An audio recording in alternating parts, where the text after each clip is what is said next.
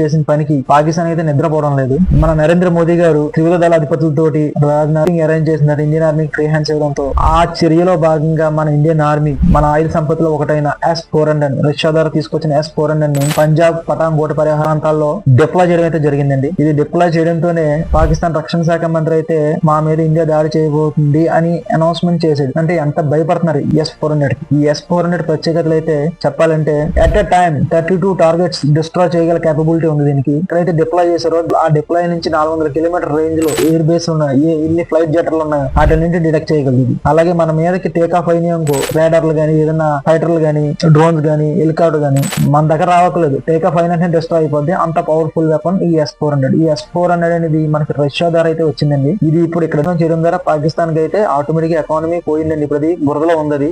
దాంతో యుద్ధం చేయడం అనేది నాకు సరైన నిర్ణయం అనిపించట్లేదు. మన యుద్ధం చేయకుండా ఈ విధంగా మన డిఫెన్స్ తీసుకుని ఇలాంటి ఆటోమేటిక్ యుద్ధం వాళ్ళ దేశం సర్వనాశనం అయిపోద్ది. మనం చేయక్కర్లేదు, వాళ్ళే సర్వనాశనం అయిపోద్ది. ఆల్రెడీ వాళ్ళకి పక్కలో బలిలాగా బలూచిస్తాన్ ఉంది, అది ఒకటి చాలా వాళ్ళకి. వాళ్ళనే ఏం చేయలేకపోతున్నారు. ఇండియా మీద వాళ్ళు వచ్చే సత్తా కోసం చెప్పడం కూడా అనవసరం. S-400 అక్కడ డిప్లాయ్ చేసినందుకు పాకిస్తాన్ కి తగిన